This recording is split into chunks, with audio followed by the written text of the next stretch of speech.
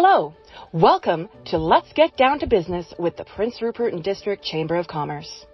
We are here to give a voice to our local business owners, entrepreneurs, and community leaders to strengthen and support our local business community and to share the wisdom and experience of longtime business leaders and the fresh ideas and experiences of new entrepreneurs. So let's get down to business. Hi, my name is Daphne Thompson, and I am the president of the Prince Rupert and District Chamber of Commerce. And today with Let's Get Down to Business, we have the privilege of speaking to Ken Veldman from the Port Authority. Welcome, Ken. Happy to be here, Daphne. Thank you so much for making some time. So let's delve right into it. How did you come to Prince Rupert and be part of the port? Well, it's a good question, actually, and I guess to start with, important to note that I've actually got pretty deep roots in Northwest BC. I moved to Terrace actually in my teenage years and completed high school there, and actually attended Northwest Community College at the time. Of course, now it's got a new name, but and then. Returned to Terrace in the 90s. My background is in economics, and so I was involved in the economic development function in Terrace through many years in the 90s, and followed that professional route through to Prince George. So I was there and then into Vancouver. Spent some time with the Olympic Games Secretariat through the 2000s. And after the games were done, was really looking for my next challenge, and the opportunity to join the Port Authority back in 2011 came up to me, and actually following the Olympic Games, it's interesting because there's a little bit of a hangover from that, and very exciting project to work on for multiple years, and then it's done. So was really looking for something to replace that, and Prince Rupert really felt like the kind of exciting project that fit that, and for me to return home, and I certainly consider Prince Rupert and the Northwest BC as part of home. That was a really good fit.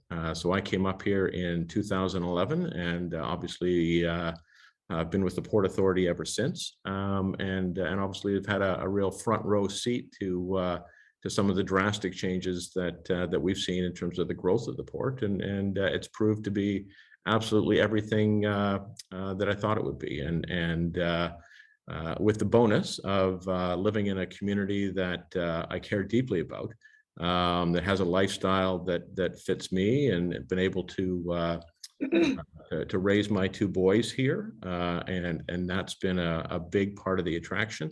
And feel very much a part of this community, and pretty proud to call it home. So tell us a little bit more about that front row seat that you have, but not just from the port side, but from the businesses here in Prince Rupert. How did it expand? What changed? What are some of the highlights maybe? Yeah, sure. Happy to do that. And it's a long run. I mean, I arrived in Prince Rupert a couple years after the opening of the Fairview Container Terminal, and obviously that was a line of business that really changed what the port represented, and really was critical to its transformation to a gateway. If you will, multiple lines of business, multiple imports and exports.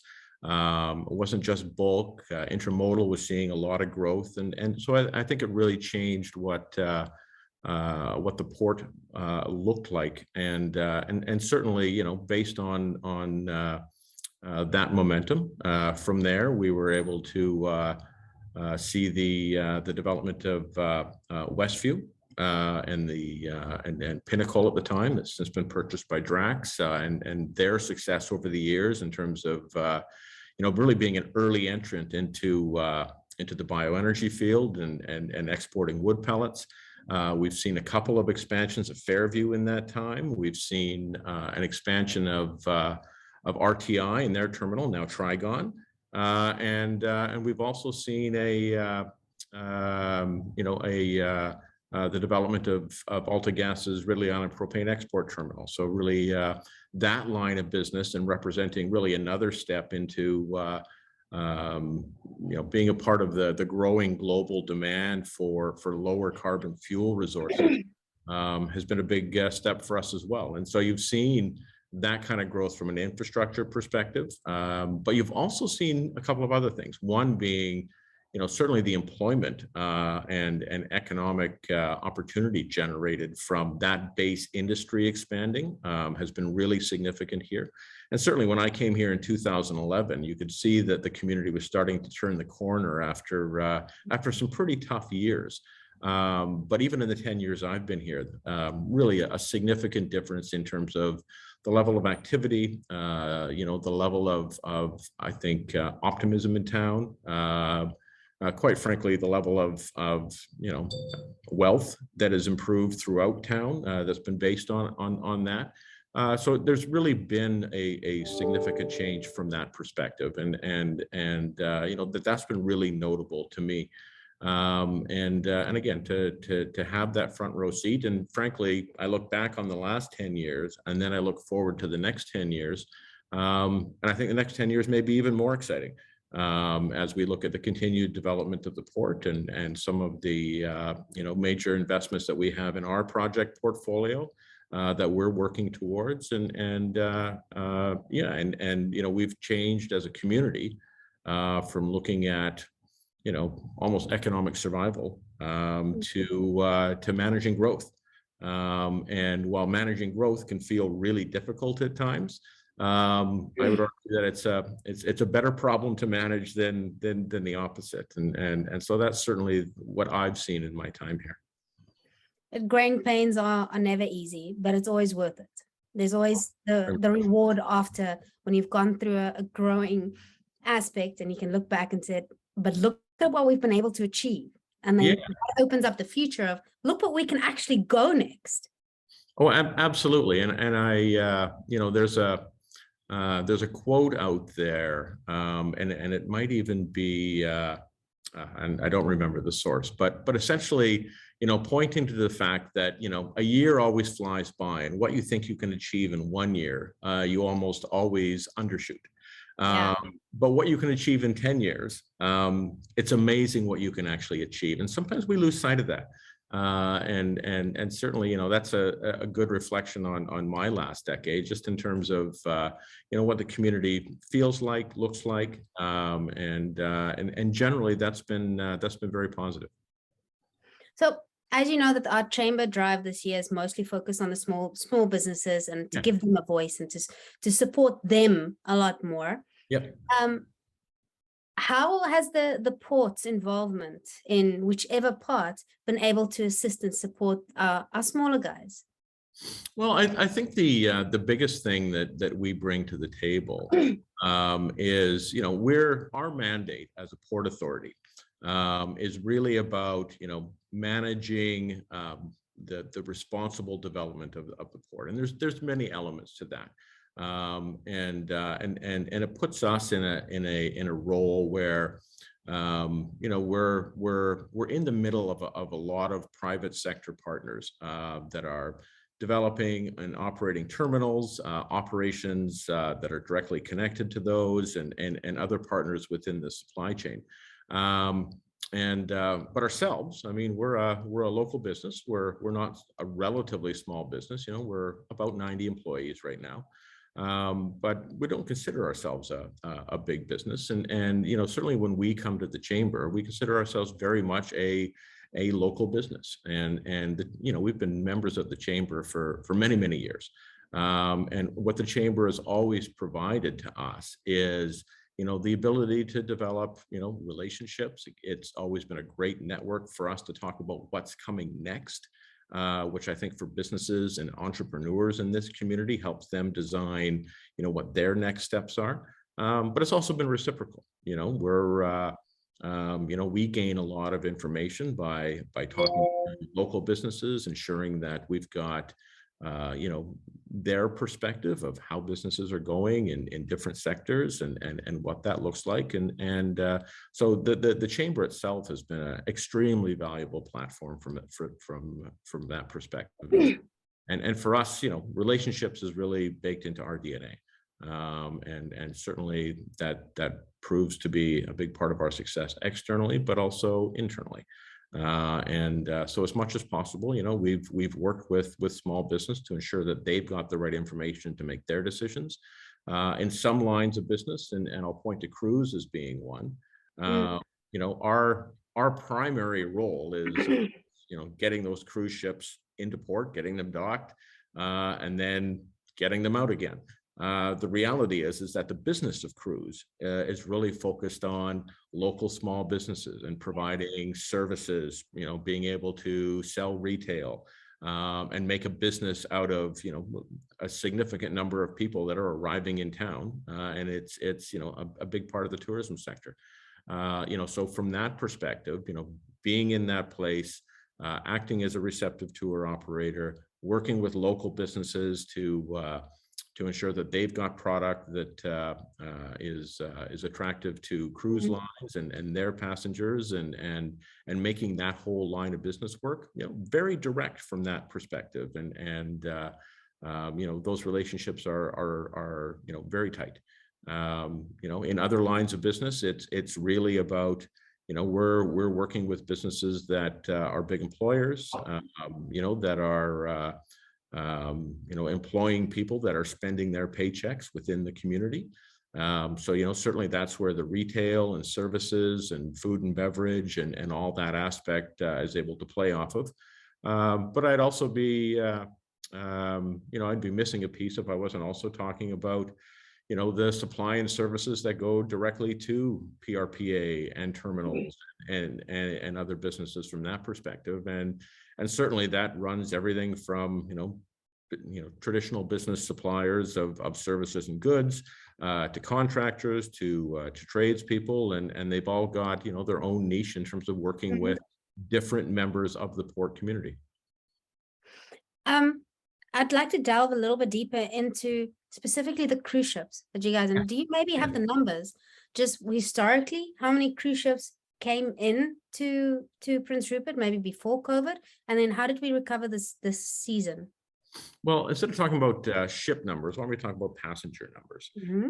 So cruise was a business that Prince Rupert got into in the mid 2000s.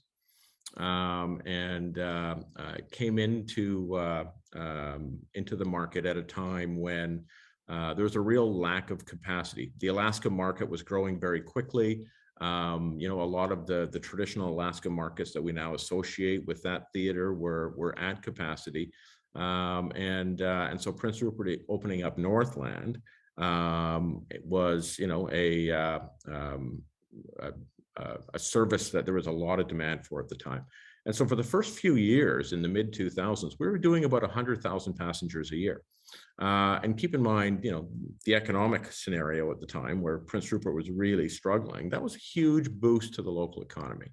And as time went on, you know, we certainly saw capacity continue to grow in other markets, both from an Alaska perspective, but also importantly in Victoria as well. So, you know, Victoria really grew as a port of call.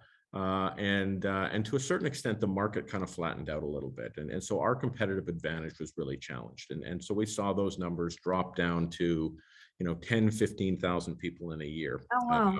Coming in through most of the teens. And then the pandemic hit. But pre-pandemic, capacity was already starting to be strained again in terms of those markets I just talked about and ports of call. What we saw was, you know, even though the pandemic devastated tourism industries, when it opened back up again this summer, I think the bounce back that we saw in terms of the Alaska cruise market was much stronger than we expected, much stronger than anybody expected. And those capacity issues were still there. And so this year, you know, we're at over 30,000 passengers already. We expect by the end of September, we're still a really busy month for us. We'll be up over 40,000 passengers. And while that's been a bit of a scramble, I mean, some of the ships really didn't even make a decision to come into Prince Rupert till right at the beginning of the summer. So you talk about, the shore excursions and other business opportunities that we have as a community coming out of the pandemic. There's been a real scramble to put that together. And at times it felt like we were, keeping things together with baling wire. But I think we've done a pretty good job as a community. And certainly, we've seen some really significant renewed interest from the major cruise lines. And while certainly nothing is certain, looking forward, getting over 50,000 passengers a year in the years to come, potentially getting back up to that 100,000 level or even more, is a real market opportunity. We're going to have to work hard to secure that. We think about the capacity here in Prince Rupert, both from a business perspective and a labor perspective, the ability to flex up to take that influx of passengers and not just create a positive experience for those passengers and by extension the cruise lines themselves, but also to ensure that we're actually fully taking advantage of those numbers. Tourism is a business at the end of the day, and while one goal is obviously to ensure that visitors to your community have a positive experience, it's also making sure that that becomes an economic generator and that we've got the goods and services to sell that are appealing to that market, and that we're really dialed into it, and that'll be a challenge for the small business community here. And it's certainly something that we're having multiple conversations with. We want to make sure that we've got a better step to put forward next summer, and we're confident with that. But it starts with market opportunity, and that looks very rosy right now. No, I agree. If we've got the market opportunity, we've got a way to access that market, which we have. They kind of forced to come to us. We've got a winning recipe. Now we just need to be able to provide what they're looking for, what is expected, of what makes us even more unique. Oh, absolutely. And I appreciate that, once they're here, they're forced to us, but still an extremely competitive market, Daphne, right? Yeah. And it's like any other line of business that we're in. Our competition is broad and wide, and involves multiple ports up and down the West Coast, depending on the line of business we're talking about. And we have to compete tooth and nail for every scrap of business that we win, and cruise is no different. So it's a challenge, but it's an opportunity, and it's certainly not just a challenge for PRPA. Obviously, we're in the midst of that, but it's going to take a significant business community effort to put our best foot forward and making sure that we're stepping into that opportunity and really securing it. I'm 100% behind you on that. I think we've got a very collaborative business community that loves working together, that absolutely loves supporting one another in any form of way that they can do to cut cost, but also to work together in order to create something amazing. They jump on that. Yeah. And I think if there is more conversations, because every bright idea, any opportunity comes from a conversation, there will be so much better prepared now that we also know what we're facing with COVID, hopefully being in the past and anything else.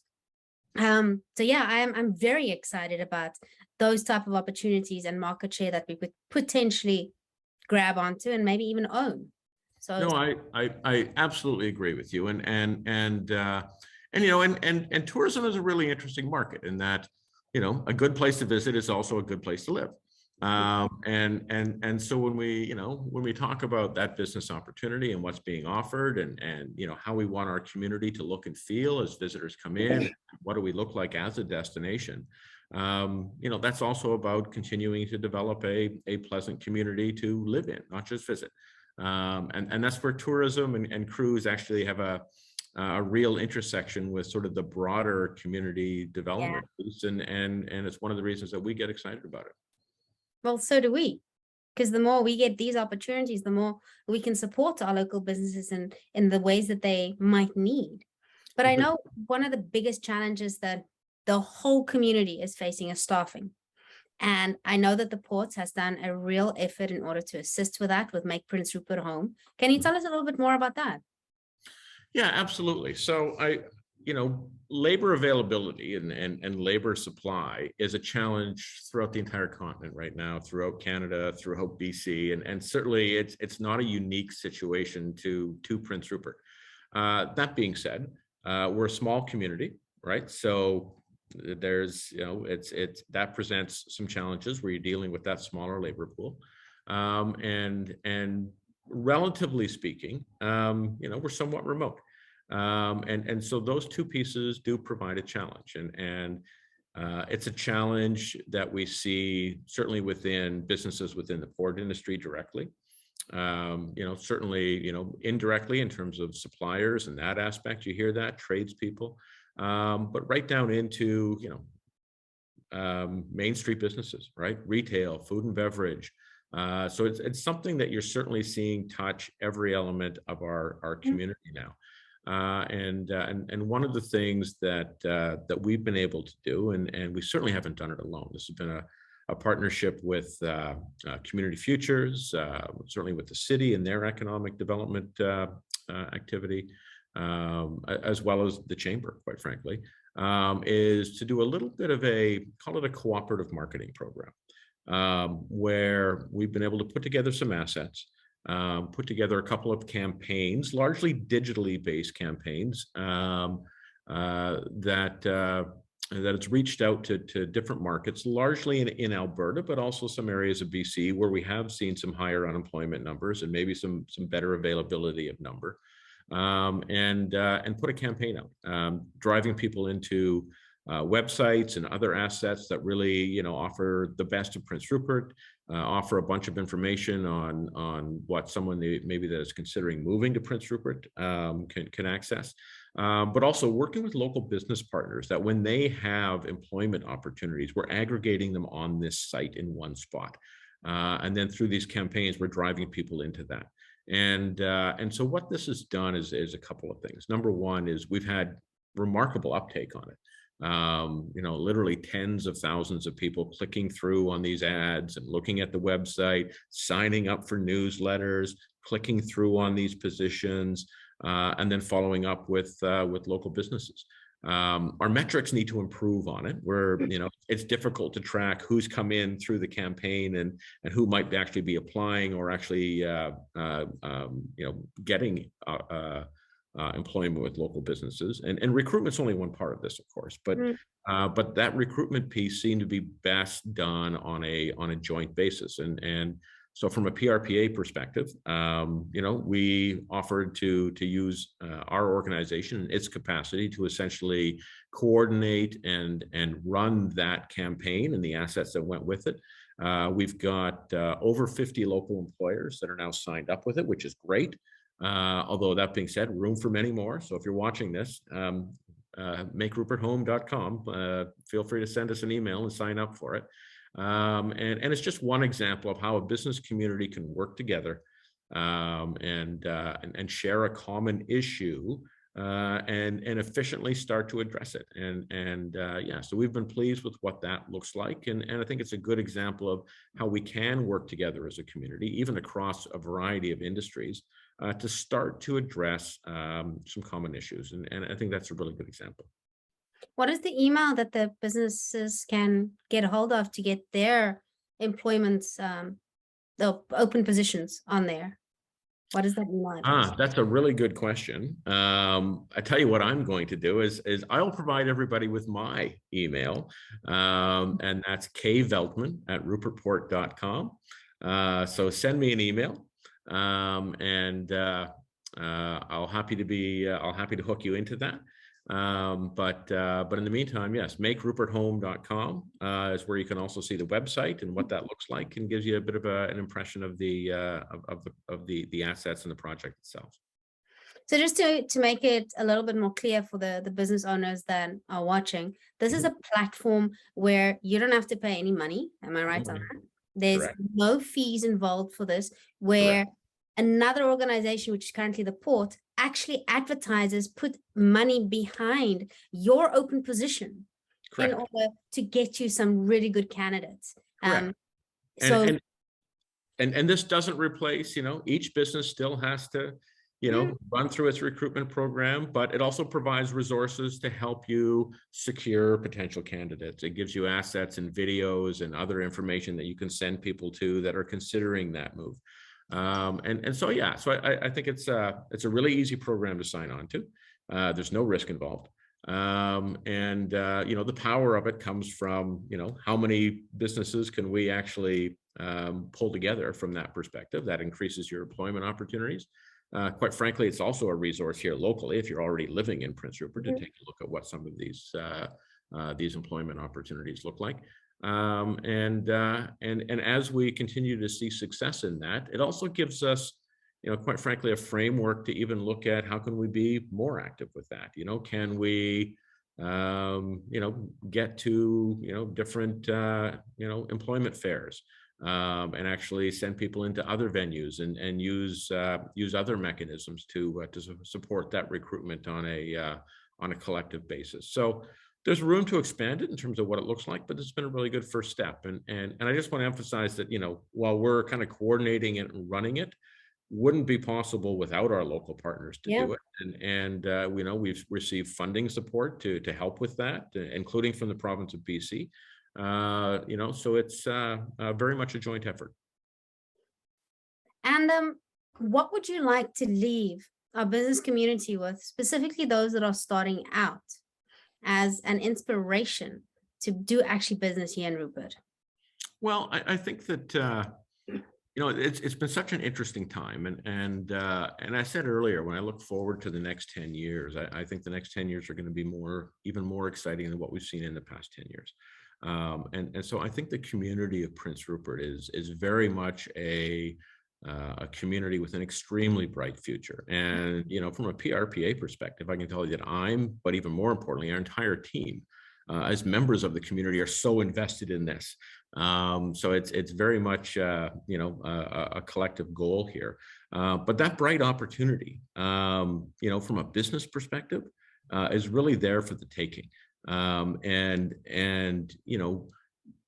If there was advice I could give to any business, regardless of what business you're in, what your interest is, number one, play to a niche that really highlights your unique advantages.